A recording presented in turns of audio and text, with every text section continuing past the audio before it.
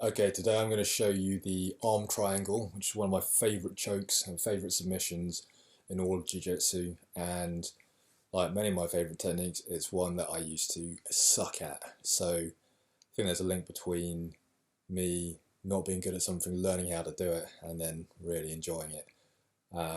It's a lot more satisfying that way. So it started working when we started figuring out a few little principles. So I'm going to show you how I do it and the principles behind it. If you do it differently, that's cool, but hopefully you'll see something here that will help you improve what you already do. So you can set this up from pretty much anywhere, but what you're looking for, again, like with a Kimura you always see a shape, with anything like a guillotine you always see the neck sticking out. With the arm triangle, like any setup you're looking at, it's going to be when that arm starts to come across the center line, right? And as soon as that arm starts to go past the center line here, right?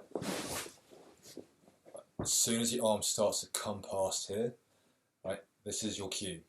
As soon as that happens, as soon as I see that, most of the time all I'm doing is dropping my body to the outside of that arm here. I'm going to use my head, my whole body on the outside of that arm to stop it coming back through. Right? I'm punching my arm through at the same time, but I'm not so worried about that. More important is that he cannot bring his arm back in. Right? Because it's easy enough to get my arm here, but it's harder to get the arm across or to force it across. Different ways to set this up. A lot of the time, you can use your body to bring it over, right? Or you can push the arm away for like an arm for an Americana. When he starts pushing back, drag it back across, or just wherever, right? But a lot of the time here, especially if they're pushing, you can start to drop it across, drop your body to the outside here, and once your body's connected to the outside of his elbow or his tricep, very, very hard for him to bring it back through, right? If you really want to be insistent on this, you can drop your head down here, plant your head to the mat. Right, another way of setting this up here, walking with the head here, or the arm driving it across. But what we're looking for here is the shape of his arm across the centre line now, and then our other arm coming through here. Right? So, how are we completing the stroke? We're attacking the carotid arteries either side of the neck. So the thing I need to worry most about is getting my elbow here tight to the other side of his neck. His shoulder is going to choke on one side here, it's going to cut off the blood supply here. And this side, it needs to be my elbow. Right? And I need this flush, because if there's space here, right, there's going to be no pressure. So for me, once I have the arm across, the most important thing is getting this arm in as deep as possible. I like to finish this stroke with one arm, with one hand, because again, it feels a lot more fun and satisfying. It lets you know that you're doing it absolutely spot on. But if I do connect my arms, the main reason will be to keep everything tight here. Right, I want to pull this arm through so I can feel this pressure on my bicep here. Right? That's the only reason I really focus on holding this in place.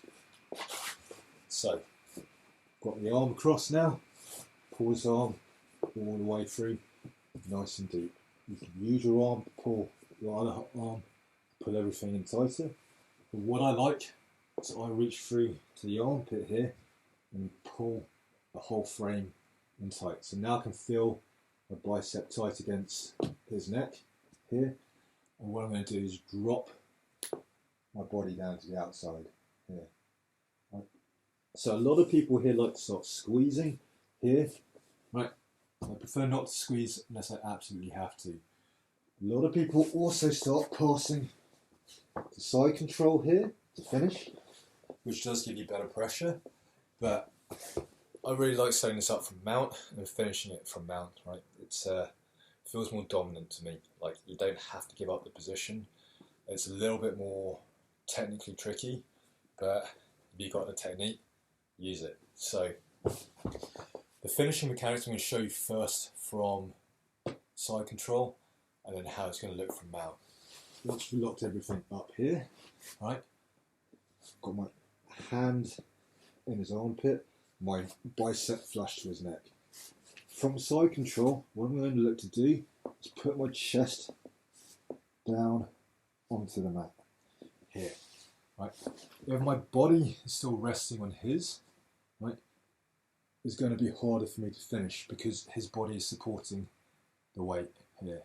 What I want is my head or my shoulder here on the outside of his tricep, and I'm going to bring all my weight down here. Right? Still not really squeezing any more than I need to just keep my arm in place here, and I'll just drop my whole body down. Right? From here, if I don't get the finish, what I'm going to do is start walking like the hands for clock. And what's happening as I do that is my head is pushing into the outside of his tricep. I'm creating this pressure here. So there's a small dent in there. Right. What we're looking at here is this gap in the arm. Right. You can squeeze this as much as you like, but you know, this doesn't actually get this gap here where his neck is, doesn't really get any tighter. If on the other hand, I put his neck here, right, I drop my entire body off to the side, naturally that gap's going to close. So from here, right, holding his neck, come off to the side here. Right. Unless they have the smallest neck in the world, that's going to choke them, right? You're taking this gap for his neck and then you're making it smaller, right? And I'm not squeezing at all yet. So from mount, I come on top, get the arm past here, put my body in place. I reach over, under his neck, sorry. I reach as tight as possible here, keeping everything in place. I can use my arm to reinforce here, but I want my bicep tight against the other side of his neck.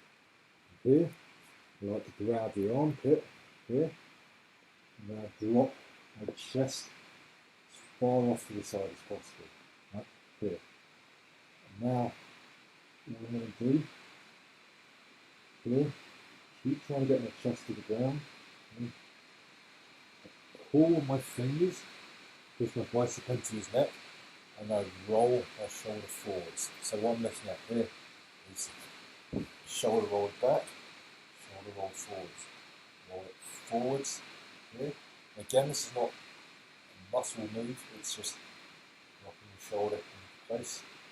And again, there's a difference between being back and forwards here. Shrinking this gap. So have everything in place. My fingers are engaged so that my arm stays in place. I rock my weight off to the side. Here, head down to the mat. I roll my shoulder forwards. And I block my weight in here. Right. Almost always that's a tap for me. Right. I've got an arm free for base. I can use this to pull through here. I can even create figure four, but I don't like this because my elbow is almost keeping me up off the ground. So if I do go, I go palm to palm here, pull this tight, drop here, lower my base, roll my shoulder in. Here, if I'm really struggling, this is where I become a bit slow, start walking at an angle and dropping in here. Right. Almost always, I don't have to squeeze to finish this. It's really, really powerful choke. And we've always got to transition to an arm bar from here. His arms isolated, or taking the back if it doesn't seem to be working. Right? One of the highest percentage chokes I use. Hope you have fun with that, guys.